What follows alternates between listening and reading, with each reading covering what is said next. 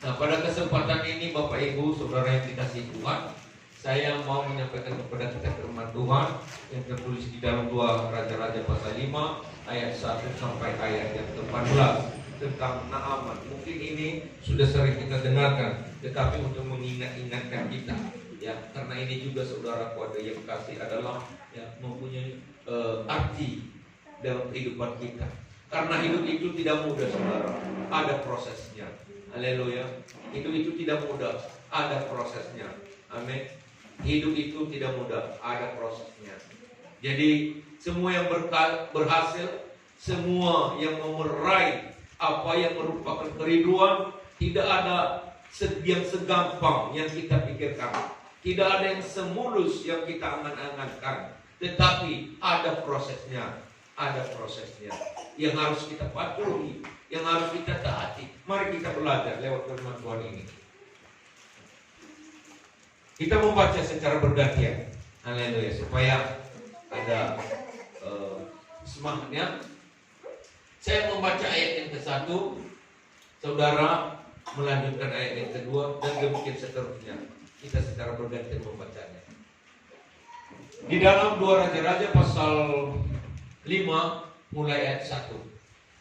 Naaman, panglima Raja Aram, adalah seorang terpandang di hadapan tuannya. Ingat saudara, seorang terpandang di hadapan tuannya dan sangat disayangi.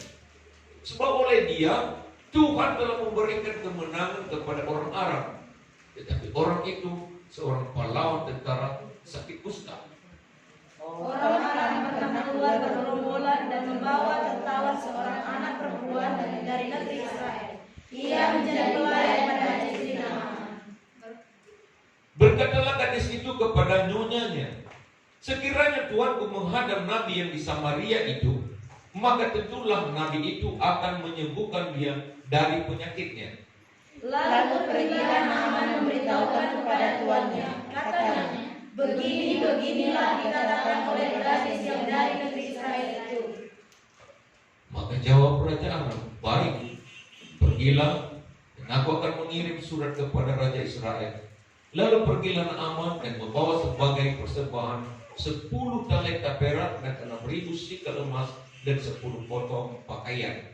Ia menyampaikan surat itu kepada Raja Israel yang berbunyi, sesampainya surat ini kepadamu, maklumlah kiranya bahwa aku menyuruh kepadamu Naaman, pegawaiku, supaya engkau menyembuhkan dia dari penyakit kustanya.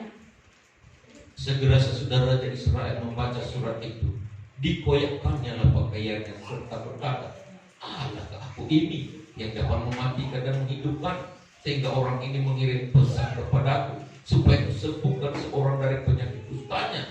Tetapi sesungguhnya, perhatikanlah dan lihatlah, ia mencari gara-gara terhadap aku. Segera sudah didengar Elisa, abdi Allah itu, bahwa Raja Israel mengoyakkan pakaiannya. Dikirimnya pesan kepada raja, bunyinya, mengapa engkau mengoyakkan pakaianmu? Biarlah ia datang kepadaku, supaya ia tahu bahwa ada seorang nabi di Israel. Kemudian datanglah Naaman dengan kudanya dan keretanya, lalu berhenti di depan pintu rumah Elisa. Elisa menyuruh seorang suruhan kepadanya mengatakan, pergilah mandi 7 kali dalam sungai Yordan, maka tubuhmu akan pulih kembali, sehingga engkau mempunyai hati. Tetapi pergilah Naaman dengan gusar sambil berkata, garis bawah saudaraku, aku sangka bahwa setidak-tidaknya ia datang keluar dan berdiri memanggil nama Tuhan Allahnya, lalu menggerak-gerakkan tangannya di atas tempat penyakit itu, dan dengan demikian menyembuhkan penyakit kustaku. Bukankah Abana dan Harpa, sungai-sungai dan lebih baik dari segala sungai di Israel? Bukankah aku dapat mandi di sana dan menjadi tahir? Kemudian berpalinglah ia dan pergi dengan panas hati. Ayat 13. Tetapi pegawai-pegawainya datang mendekat serta berkata kepadanya, Bapak, seandainya Nabi itu menyuruh perkara yang sukar kepadamu, bukankah Bapak akan melakukannya? Apalagi sekarang ia hanya berkata kepadamu, mandilah dan engkau akan menjadi tahir. Maka turunlah ia memendamkan dirinya 7 kali dalam sungai Yordan, sesuai dengan perkataan ahli Allah itu. Lalu pulihlah tubuhnya kembali seperti tubuh seorang anak, dan ia menjadi tahan. Haleluya, sampai di situ saja. Iya, kita telah membaca, kita telah mendengar kisah tentang Naaman. Naaman adalah seorang panglima tentara Aram, dan dia sangat disayangi oleh Raja Aram karena kesetiaannya, karena kreativitasnya. Tetapi sayang, ada satu hal yang menjadi kekurangan dalam dirinya. Apa itu? Dia mengalami sakit penyakit. Bukan penyakit yang biasa-biasa, tetapi kusta. Mungkin ada yang pernah melihat orang yang berpenyakit kusta. Yang penyakit kusta itu saudara, yang kadang saudara kalau udah kena di jari-jarinya, di tangan-tangannya saudara, maka jari-jari itu udah putusan semua. Ya. Nah, kalau di Medan ini dulu tempat isolasi, ya, tempat penyembuhan, ya, orang-orang sakit kusta itu di sana, ya, di Belawan. Nah, setelah sembuh dari sana, maka dikirim di asramakan ada kompleknya di situ di daerah Losumomo, tahu Losumomo ya. Dan saya pernah melayani di sana, saudara. Saya pernah melayani dari Munte ke Losumomo, saudara, terima kasih. Ya, karena saya pernah diundang pelayanan di sana untuk KKR dan juga Natal. Waktu itu saudara masih ya muda-muda saudara, tapi ada semangatnya. Sekarang udah tua. Ya, jarang pergi. Nah, saudara kasih dalam Tuhan. Naaman ini sangat rindu untuk disembuhkan karena dia menderita. Wajar. Kalau orang yang sakit itu saudara pasti menderita, pasti ada keluhan, ya, ingin sembuh, ingin pulih dari penyakit itu. Nah, waktu mereka perang, kebetulan lawan orang Israel, ada seorang gadis kecil yang ditawannya, dibawanya, dan kebetulan saudara dia menjadi pembantu istrinya panglima ini, istrinya Naaman. Tetapi ini saudara, saya tidak membahas kisah gadis ini, tetapi ada satu inti yang paling bagus di situ. Karena gadis itu walaupun dia seorang pembantu ya tuannya, walaupun dia seorang yang dibuang yang tertawan di Aram sana, ya, bukan lagi ada di daerahnya, di lingkungannya, di rumah keluarganya, di rumah orang tuanya, namun bersaksi itu adalah satu keriduannya. Dan oleh karena kesaksiannya lah, maka Naaman ini menemukan solusi. Oleh kesaksiannya lah, maka Naaman ini menemukan jalan keluar dari apa yang dideritanya. Sehingga di sini menceritakan, seandainya diceritakannya kepada istri Naaman, seandainya tuanku ini mau ke Israel, berani ke Israel sana, ya, pasti ada seorang abdi Allah, ada seorang nabi, ada seorang hamba Tuhan di sana yang sanggup menyembuhkan dia. Dan dikasih tahulah si nyonya, dikasih tahulah istrinya kepada si Naaman. Lalu Naaman berpikir, wah, tidak segampang itu aku bisa memasuki Israel, apalagi pernah melakukan peperangan di sana. Walaupun sekarang sudah gencatan senjata, udah damai istilahnya. Nah, saudaraku yang kasih, dia mencari solusi, dia mencari cara. Bagaimana? Oh, terpaksa ada surat pengantar, surat jalan. Maka dia menghadap raja. Dan dia berkata kepada raja, Raja, aku berkeinginan untuk pergi ke Israel untuk mendapatkan kesembuhan.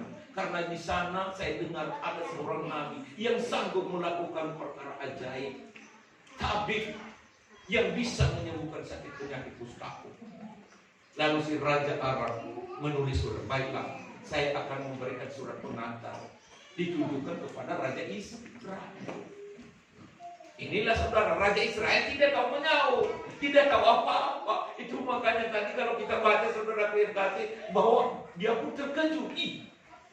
Malah dia berasumsi, Jangan-jangan ini Raja Aram ini karena mereka pernah berperang. Karena dia kirim surat itu. Ini aku mengirim si Naaman kepadamu untuk menyembuh, ya supaya kau menyembuhkan sakit kusta. Allah Ta'ala yang bisa mematikan atau menghidupkan. Kok ini disuruhnya pula si Naaman seorang panglima untuk kusembuhkan? Nggak tahu menyahu dia. Ini jangan-jangan ini si Raja Aram ini mencari gara-gara lagi, mau mancing perang lagi ini pikirnya. Rupanya saudara yang kasih diberitakan lah. Ya. Karena mungkin cerita Naaman ini kepada ajudan-ajudan, kepada pengawal istana misalnya, saudara yang kasih. Lalu disampaikanlah itu, oh iya betul, kalau begitu kepada Nabi lah tujuanmu, bukan kepada raja. Surat pengantar itu wajarlah disampaikan kepada pemerintah setempat. Ya, tetapi yang melakukan keajaiban itu adalah lewat seorang hamba Tuhan, Nabi yang namanya Elisa. Pergilah ke sana. Singkat cerita saudaraku, saya sampaikan kepada kita sesuai dengan apa yang telah kita dengarkan, kita baca pada kesempatan ini. Naaman pergilah ke rumah Elisa. Dan sampai di depan rumah, ya disambut. Sebenarnya si Elisa sudah mengerti, sudah tahu, karena dia memiliki karunia yang luar biasa. Ya, dia memiliki penglihatan. Dan setelah sampai di depan rumah, disuruhnya lah pembantunya untuk menyambut dan katakan kepadanya, pergilah ke sungai, benamkanlah dirimu ke sungai Jordan itu, ya, di bawah sana. Benamkanlah dirimu 7 kali. Di mana itu tertulis saudara kasih? Iya. Elisa menyuruh seorang suruhan kepadanya mengatakan, pergilah mandi 7 kali dalam sungai Jordan, maka tubuhmu akan pulih kembali sehingga engkau menjadi tahir. Ayat 11. Tetapi pergilah Naaman dengan gusar sambil berkata, aku sangka. Nah, tahu istilah aku sangka sudah. Kuah prai kujena. Nah, dia lah memikirkan tadi cara yang mulus saja, cara yang baik saja, tanpa ada proses apa-apa. Seandainya kupikir tadi sampai di sini, diletakkannya tangannya di atas kepalaku, lalu tangannya digerak-gerakannya, dan kemudian tiba-tiba penyakitku yang hitam menjadi putih, yang penuh borok menjadi mulus. Bukan rupanya demikian, malah aku disuruh membenamkan diri di sungai Yordan yang kotor ini 7 kali pula. Kalau hanya untuk mandi aja, di daerahku, di kampung halamanku, kan banyak sungai yang bersih, jernih, mantap lagi. Sungai apa namanya saudara? Kita baca selanjutnya. Tetapi pergilah Naaman tetapi pegawai-pegawainya datang mendekat serta berkata kepadanya, Bapak, seandainya Nabi itu menyuruh perkara yang baca ayat 12 tadi dulu. Iya. Bukankah Abana dan Parpar, sungai-sungai Dausi, lebih baik dari segala sungai di Israel? Bukankah aku dapat mandi di sana dan menjadi tahir? Kemudian berpalinglah ia dan pergi dengan panas. Pergilah ia dengan panas. Karena apa? Dia lihat keadaannya. Malah, masa aku seorang jenderal, masa aku seorang panglima, disuruh-suruh pulang membenamkan diri. Bukankah yang mudah saja tadi diletakkannya asalnya di atas kepalaku? Lalu hatinya gusar dan panas. Lalu dia membalikkan diri. Sila menang kau yang enggak aja ini. Dia mau pergi meninggalkan Nabi Elisa. Dia tidak mau mengikuti itu. Kalau soal mandi tadi di kampung mungkin lebih bagus, tetapi ada seorang ajudannya yang berwawasan luas, dengan lapang dada dan hati yang penuh wila asih, dan berkata kepada Naam,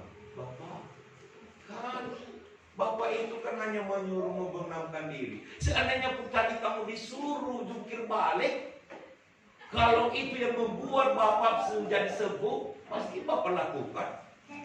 Yang lebih keras lagi, yang lebih berat lagi, pasti Bapak mau lakukan demi untuk kesembuhan sakit Bapak. Apalagi ini hanya mandi, hanya membenamkan diri. sadar dia. Sadar si Naaman. Oh iya ya. Maka saudara dikatakan tadi ayat 13.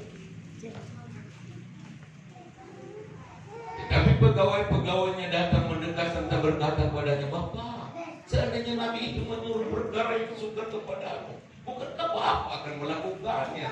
Apalagi sekarang ia hanya berkata kepadamu, marilah dan engkau akan menjadi tahir. Tahir berarti sembuh, ya, dipulihkan.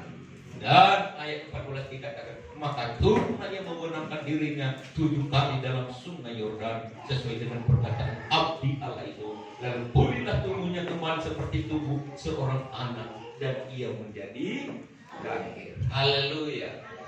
Haleluya. Saudaraku yang terkasih, di sini ada kegagalan, hampir gagal dan akhirnya berhasil. Mengapa hampir gagal? Si Naaman untuk dipulihkan, untuk menjadi sembuh? Karena kesombongan. Haleluya. Tidak mau mengikuti proses. Tetapi keberhasilnya ketika dia tak dan patuh mengikuti proses. Jadi itu maka tadi saudara yang kasih tema firman Tuhan yang saya sampaikan pada hari ini. Hidup itu adalah proses. Tidak ada jalan yang mulus dalam angan-angan kita yang seperti bagaimana yang kita angan-angankan. Harus ikuti proses. Untuk berhasil itu harus ikuti proses. Jangan ingat-ingat kampung halaman. Ada seorang yang bekerja, capeknya lah bekerja di tempat ini. Selalu digodok, selalu dinasihati, selalu diawasi. Bapakku pun gak pernah marah-marah sama aku. Mamaku pun selalu saya sarapanku udah selalu tersedia. Di sini saya disuruh-suruh menyapu apapun juga. Saudara kasih itu maukah saudara dipulihkan? Maukah saudara meraih keberhasilan? Amin. Lakukan. Itu proses. Jangan ingat diri saudara sebagai seorang jenderal, anak yang dimanja-manja, anak yang dikasih-kasihan oleh raja. Haleluya. Si Naaman itu adalah kesayangan tetapi demi untuk sebuah keberhasilan, untuk mencapai cita-cita, ikuti proses. Rela digodok, rela dibentuk. Haleluya. Tahukah saudaraku yang kasih, perabot-perabot yang indah itu yang bisa ditaruh di atas meja, di atas lemari, adalah tidak lepas daripada pembentukan, proses. Diambil dari tanah liat. Tanah liat itu diinjak-injak. Sesudah tanah liat itu diinjak-injak, saudara yang kasih, dikeringkan, dibiarkan jemuran, diterpa oleh panas matahari. Lalu setelah itu saudaraku dikikis, dihaluskan. Setelah itu saudaraku yang kasih dicat, diwarnai, baru sudah dijual. Banyak orang yang membeli dengan harga yang mahal. Itu karena proses. Saudara yang kasih, anak-anak sekolah, ikutilah proses itu. Raihlah cita-citamu, tetapi jangan lupa bahwa ada proses. Tidak ada yang gampang. Tidak ada yang gampang. Semuanya harus lewat pembentukan. Harus lewat pembentukan. Ada kepribadian-kepribadian kita seperti kepribadian Naaman ini, yang kadang-kadang sering karena ada romanja dalam diri kita, kemalasan. Kalau di rumah kita sendiri, saudara, mungkin kita bangun agak lambat, saudara. Tetapi kalau kita di lapangan, dalam pekerjaan kita untuk mencapai cita-cita kita, mungkin kita dibentuk, mungkin di sana kita digodok. Haleluya. Tujuannya bukan apa-apa, demi untuk Anda, supaya Anda berhasil. Jangan bersakit hati. Untung aja saudara si Naaman, ya, diingatkan. Lalu dia tadinya itu udah pernah sakit. Yang enggak ada ini. Yang enggak ada ini masa disuruh mandi 7 kali di sungai Yordan. Kalau di kampung bukan banyak sungai jernih lagi, bagus lagi. Abana, apa namanya? Abana, Parpar, sungai-sungai Damsyik lebih baik dari segala sungai di Israel. Wah, jernih, mantap, berenang, waduh, asik. Masa di sini Sungai Yordan itu, karena banyak aliran-aliran dari ya mana-mana saudara mengalir ke Sungai Yordan. Ya mungkin kalau waktu musim hujan saudara akan kasih ke kuning-kuningan. Masa aku disuruh membenamkan diri 7 kali di sana? Tetapi saudara, itulah proses kalau mau dipulihkan. Haleluya. Ada